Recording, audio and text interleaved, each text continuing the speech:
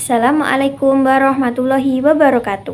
Hai teman-teman, perkenalkan nama saya Sinta Aditya dari Prodi PIAUD semester 4 dengan NIM 5423010013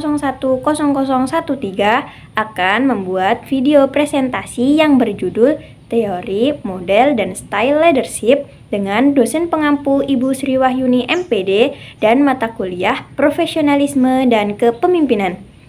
Sebelum menyaksikan, jangan lupa kalian like, share, komen, dan subscribe channel YouTube ini ya. Bye-bye. Baiklah, judulnya yaitu Teori, Model, dan Style Leadership. Langsung saja, latar belakang. Kepemimpinan merupakan faktor kunci dalam keberhasilan organisasi. Pemimpin yang efektif dapat memotivasi tim, meningkatkan produktivitas, dan menciptakan budaya kerja yang positif. Di era globalisasi dan digitalisasi, pemimpin menghadapi tantangan seperti perubahan cepat dan keberagaman budaya. Memahami teori dan model kepemimpinan sangat penting untuk memilih pendekatan yang tepat dalam situasi yang berbeda. Teori-teori ini membantu pemimpin mengidentifikasi karakteristik dan perilaku yang diperlukan untuk memimpin dengan efektif. Pengertian leadership. Leadership atau kepemimpinan adalah proses mempengaruhi dan memotivasi individu atau kelompok untuk mencapai tujuan bersama.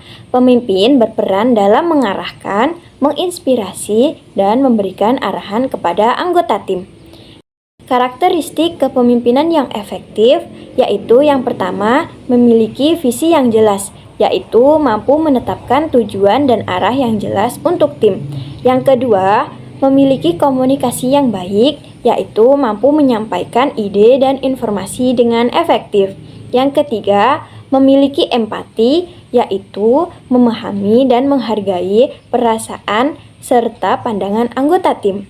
Yang selanjutnya yaitu memiliki keputusan yang tegas, yaitu mampu mengambil keputusan yang tepat dan cepat dalam situasi yang sulit. Dan yang terakhir yaitu kemampuan membina hubungan, yaitu membangun hubungan yang kuat dengan anggota tim dan stakeholder. Untuk selanjutnya yaitu teori kepemimpinan. Yang pertama yaitu teori trait adalah menekankan pada karakteristik dan sifat pribadi pemimpin yang efektif seperti kepercayaan diri, integritas, dan kecerdasan. Teori yang kedua yaitu teori behavior. Fokus pada perilaku pemimpin dalam mengelola tim, mengidentifikasi gaya kepemimpinan yang sesuai dengan kebutuhan tim. Teori yang ketiga yaitu teori kontingensi, yaitu menyatakan bahwa efektivitas kepemimpinan tergantung pada situasi yang dihadapi, mengharuskan pemimpin untuk beradaptasi dengan konteks orang-orang yang berbeda. Teori yang keempat, teori transformasional, yaitu mendorong pemimpin untuk menginspirasi dan memberdayakan pengikut, menciptakan perubahan positif dalam organisasi. Dan teori yang kelima atau teori yang terakhir yaitu teori karismatik, yaitu menyoroti pentingnya daya tarik dan pesona pemimpin dalam memotivasi dan mempengaruhi pengikut. Model kepemimpinan. Model yang pertama yaitu model situasional. Pemimpin harus menyesuaikan gaya kepemimpinan berdasarkan tingkat kesiapan dan kemampuan pengikut. Model yang kedua yaitu model transformasional. Pemimpin berfokus pada menciptakan visi yang menginspirasi dan memberdayakan pengikut untuk mencapai tujuan yang lebih tinggi. Model yang ketiga yaitu model transaksional, mengutamakan pertukaran antara pemimpin dan pengikut di mana penghargaan diberikan sebagai imbalan atas kinerja. Model yang selanjutnya yaitu model servant leadership. Pemimpin melayani pengikut dengan cara memenuhi kebutuhan mereka dan membantu perkembangan pribadi. Oke, sekarang kita akan membahas tantangan dalam kepemimpinan.